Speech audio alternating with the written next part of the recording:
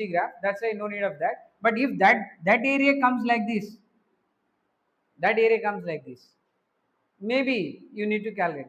Other than this, ఒకవేళ ఇక్కడే రావాల్సిన అవసరం లేదు, ఎక్కడైనా కూడా రెండు ఫిజికల్ క్వాంటిటీస్కి మనం గ్రాఫ్ డ్రా చేసినప్పుడు రెగ్యులర్ ఏరియా ఫైండ్ అవుట్ చేసేది కాకుండా ఇర్రెగ్యులర్ ఏరియా ఫైండ్ అవుట్ చేయాల్సిన సిచ్యువేషన్ ఫామ్ అయితే మనం అప్పుడు యూజ్ చేయాల్సిన టెక్నిక్ ఏంటి?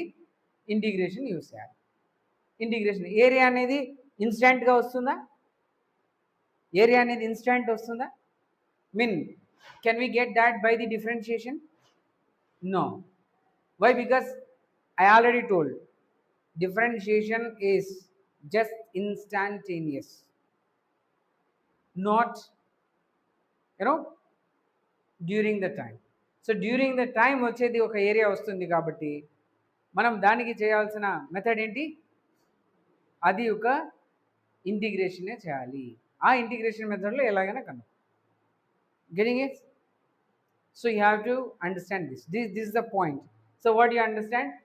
Why dA equals to dV by dt? Why not dV by ds? That's a Galileo's clarity. He gave it. Why this only? Why not that? So next, గ్రాఫ్లలో తీసుకుంటున్నప్పుడు ఆ వాల్యూస్లో ఎందుకు attention pay చేయాలి?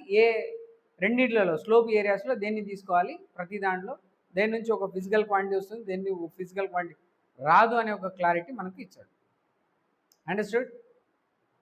So that you need to check it. Still any doubt? ఇది ఇక్కడ చెప్పిన ఈ concept వీళ్ళు relatives అని చెప్పాను కదా, ఓ గ్రాండ్ పేరెంట్సా, గ్రాండ్ చిల్డ్రన్, ఇది రిలేటివ్గా సాగుతూ ఉంది. వీళ్ళ నుంచి వీళ్ళు వచ్చారు అని సాగుతుంది స్టోరీ. కానీ అలా కాకుండా ఇండివిజువల్ కూడా ఇలాంటి గ్రాఫ్స్ ఉండొచ్చు కదా. ఇండివిజువల్గా అంటే ఏదో ఇలాంటి ఒక గ్రాఫ్ ఇచ్చారు, దాని ముందు ప్రిసీడింగ్ ఏముంది మనకు తెలీదు, దాని తర్వాత ఆఫ్టర్వర్డ్స్ ఏమవుతుంది తెలీదు, అది నన్ ఆఫ్ అవర్ బిజినెస్, అది మనకు సంబంధం లేదు. కానీ ఇది ఒక వాల్యూ ఇచ్చి దీంట్లోంచి చేయండి, ఏదో కనుక్కోండి అంటున్నారు. అలాంటప్పుడు ఏదో ఒకటి చేయాలి కదా. అప్పుడు చేయాలన్నా కూడా ఇదే లాజిక్లు మనకు కావాలి. ఏమేం చేయాలి? ఒకటి స్లోప్, రెండు ఏరియా. ఈ రెండింటిని కనుక్కోవాలి. ఆ ఫిజికల్ క్వాంటిటీస్కి ఉన్న యూనిట్స్ని ఏరియా అయితే మల్టిప్లై చేస్తుంటాం, స్లోప్ అయితే డివైడ్ చేస్తుంటాం. అప్పుడు మనకు ఒక క్వాంటిటీ వస్తుంది. అలాంటి ఆ యూనిట్ ఏదైనా మనకు ఆల్రెడీ ఒక ఐడియా ఉంటే, ఎస్, ఓహో ఈ స్లోప్ వల్ల నాకు ఈ వాల్యూ వస్తుంది, ఈ ఏరియా వల్ల ఈ వాల్యూ వస్తుంది అని మనకు ఒక ఐడియా ఉంటుంది. అంతే. Keep that in mind. Okay.